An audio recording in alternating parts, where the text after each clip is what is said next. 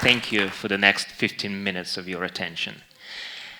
Self-awareness as the #1 most powerful design tool. Give me a show of hands who of you are considering yourself a designer and using professional design tools. All right, great. So if you're not a designer, as most of you, you might think, why would I be interested in this talk? Why would I be interested in design tools? Well, you see, I strongly believe that everything we do every day can be considered a design work. And therefore, we can learn from designers and their tools on how to be better at what we do. Let me elaborate it further in 3 main points. First, great designers focus on system design, and systems are universal. They're for everything. The most powerful tool for system design and architecture is self-awareness, and there's a formula for that.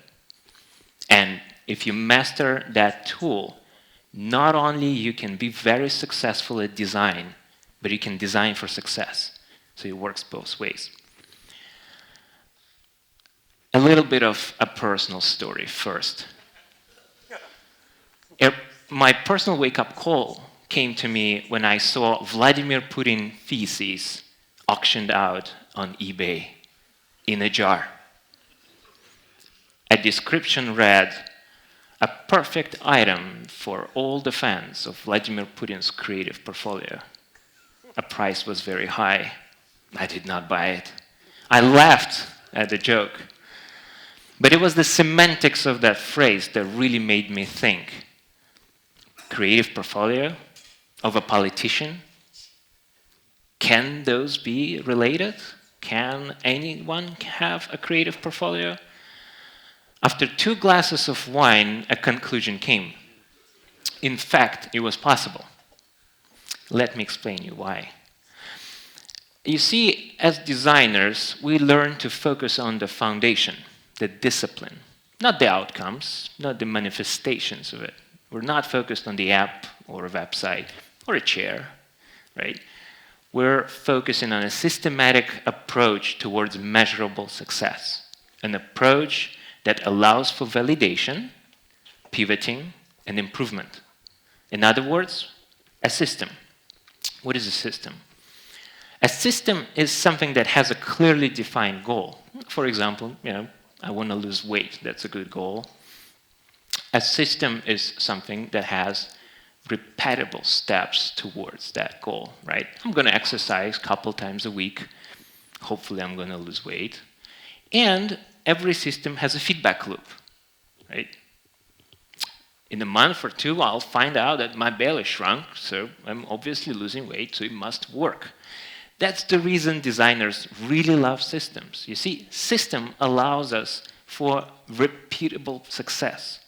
A course of action, a design strategy can work once, but fail twice or 3 times, right? Unless you make it into a system, you would not be able to guarantee success around it. There's another reason designers really love to focus on foundation and systems. You see, if you think of outcomes of your daily life, your work, the artifacts that we produce, it can be of any occupation, those are like the trees on the mountain or on the island, right?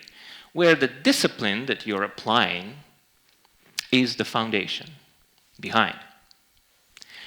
So what do we have on the top? Well, we have seasons. Some islands, like Singapore, they don't have seasons, but you have wind that might blow from one direction to another, right?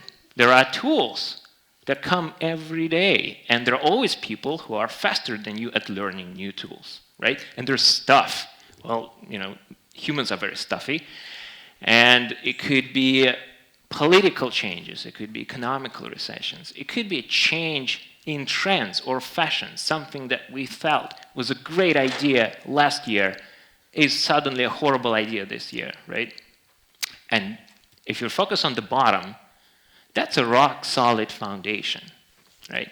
Why do we want to focus on the rock-solid foundation? Well, let's look at an example. For example, you're dealing with horses in the time when there are no cars on the road, right? So you could be farming horses, you could be creating accessories for horses, or maybe diets and feeding horses, right? When the cars will appear on the road, you will either lose your job, will have to change your qualification, or you will be serving a very small niche, right? We don't want that. We want to maximize our everyday value we produce, right? Instead, if you were someone who were dealing with transportation systems, horses or not, figuring out when it's more demand versus less demand, when do people need luggage, and when just one horse is enough, you would be actually the very guy or girl deciding when the cars should appear on your roads. We want to be that guy. And for that, we need tools. The good news is the number one tool is already with you. It's in your head. It's right there. What is self-awareness? Self-awareness can be broken down into three main components. It's about taking a step back. Taking a step back of everything you do, right? It's asking, what are you doing? Validating it, making sure that what has been done can be validated, and what you're about to do in the future is something that you're planning to validate, and you know how you're going to do it, right? Like any skill, self-awareness requires nurturing, but it also works well with a formula. This formula is very well known. Why, what, how. It's very popular, right? Why am I going to exercise? Because I want to lose weight. What I'm going to do is I'm going to exercise. How? I'm going to lift weights, right? There's one problem with that formula. It doesn't work.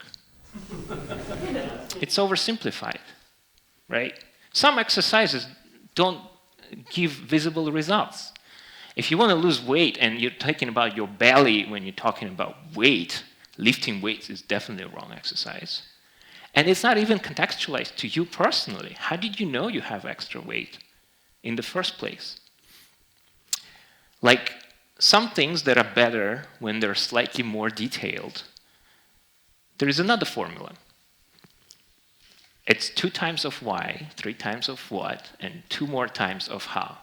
You steer those well together, you boil it up a little bit, and you get a very nice, juicy soup, right? You can drink it, or you can make systems for success in everything in life.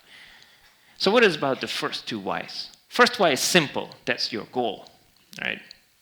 The second one is crucial. Why is that my goal? Am I really overweight? I want to lose weight, or someone told me? Or am I following some fashion trend? Or is it some external validation I'm looking for? Or maybe it's just about appearance, right? Not weight. Maybe it's about health, but I think it's weight. Can I set up another goal for the same why? So let's say if it's about health, like I feel low energy, so I want to lose weight. But maybe it's about diet that will improve my energy levels, right? Maybe it's about the sleep patterns, not the weight loss or exercise. So if you ask yourself, why is that my goal in the first place, you have better chance at arriving at a better why in the first place. Now, hoping that you have a better why, the what is the next step. What am I gonna do to achieve that goal? But what is the context of those actions I'm foreseeing? If for sports exercise, I say, I'm gonna go jogging with my best friend, right? That's what I'm gonna do. What is the context? Why is the friend in the picture? Is it because I need peer pressure? Well, I can sign up for some online competitions or buy a smartwatch, right? Maybe my friend knows better exercises than I do. I can substitute it other ways. That context is very important. The third what is, what are the other ways that exist to achieve the same goal? Did I choose the most efficient way right away? Or should I do more research in the first place? When we clarify our what, the how is the final component.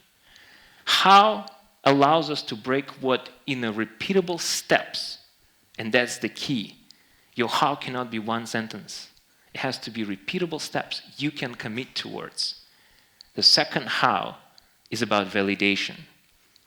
If me and my friend both start at ground zero and we both exercise, and he's like a full muscle mass, no fat in 2 months, and I'm even worse than before, then I need that comparison.